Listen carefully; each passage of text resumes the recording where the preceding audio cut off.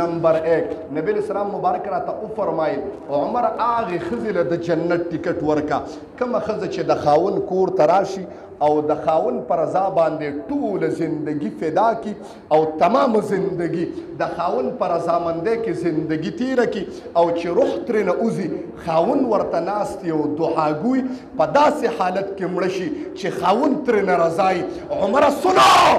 دا زنانا په پټو سترګو باندې جنتي ده محترم. عمر فاروق په زمانه کې علي وی خپه خپه ګرځېدم زړه کې مې چې یا خو داسې زمانه وه چې د محمد رسول الله دیدار به کېده. هر خطبه کې تاسو ته د نبی اسلام د عشق یو وایم واقع خامخه چې عشق تازه محترم توجه شته د جملې ته چې مینه د نبی اسلام سره تازه توجه شته د جملې ته وی دې غم کې اومه شپې لسم لاستم خوبم نه راته نبی اسلام راته ډېر یادېده ما وی محبوبه نن ډېر یادېږي چې شپې له اوده شم امام الانبیا جلوه افروش سبحان الله ویل وی چې مې وکتل نبی اسلام مدینه منورې ته صبحي مانځه د پاره رامنډې وی د فجر د منځ د پاره وی لاړم ما ملاقات کو خو نبی اسلام ورمخکې چې زه پسې شاته ودرېدم یو دوه صورتونه وی ډېره مزه راکړه او چې کله مونږ وشو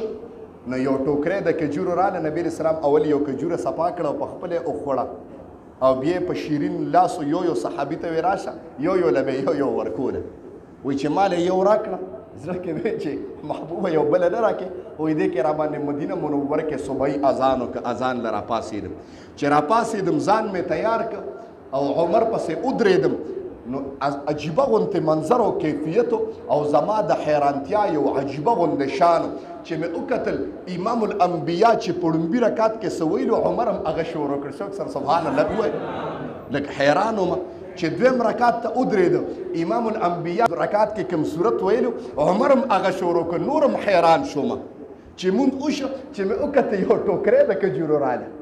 حیران وم او زما د حیرانتیا یو عجیبه شانو ما وی دام خوب دی اوسم لا خوب کې مکه ټوکری راله عمر فاروق یو کجوره په خپله صفا کړه خولې ته یې واچوله پنځلس شپاړس صحابه له یو له ورکوله زما نمبر پکې راغی خو ماله یو کجوره راکړه خو هغه محبوبو نه مې شو ویلی حیا راتله عمر خو مې یارو عمر مې یارو ما وی عمره یو بله نه راکې نو عمر کجوره راواغېسته چې مال یې راکوله جوړ مې ماله راکوي نو بل صحابي له یې ورکړه نو ما ته یې اواز وکړه وی علي بیګا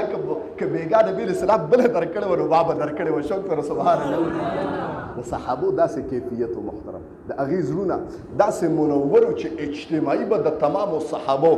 دیدار زه به ووایم چې صحابه به د محمد رسول الله دیدار په انتظارو زړونه یې ډکو د هغې مینې نه محترمو که نه زړونه یې د الله د مینې نه ډکو ما ووي انسان حضرت انسان او زه یو بله جمله وایم الله وی نبی اسلام مبارک فرمایل وی عمره نن یو اعلان کومه وی که چېرې زه د دې امت په سستېدو باندې نه وي خفه نو ما به تا ته څلور افراد یاد کړي چې لړ شه عمره د څلورو افرادو له د جنت ټیکټونه ورکه شوق سره سبحان الله ووایي ورشه ما وی د الله رسوله کم یادې نمبر 1 نبی اسلام مبارک راته او فرمایل عمر هغې ښځې له د جنت ټیکټ ورکا کومه ښځه چې د خاون کور ته راشي او د خاون پر رضا باندې ټوله زندگی فدا کی او تمام زندگی د خاون پر رضامندۍ کې زندگی تیره کی او چې روح ترنه اوځي خاون ورته ناست یو دعاګوی په داسې حالت کې مړه شي چې خاون ترنه رضایي عمره سنو دا زنانا په پټو سترګو باندې جنتي ده محترم دا زنانا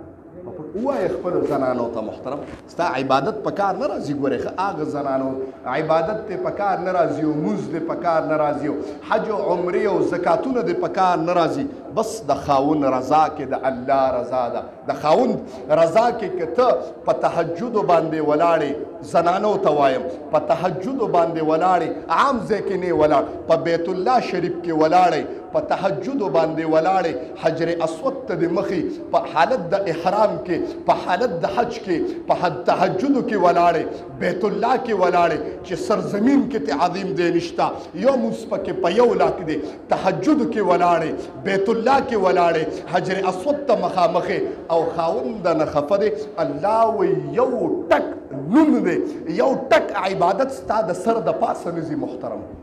دینه بره جمله شته چې درته ووایم بره جمله شته چا سره شته جمله د دینه بره جواب را نه وي خاوند نه خفه دی یو ټکی عبادت نه قبلېږي نو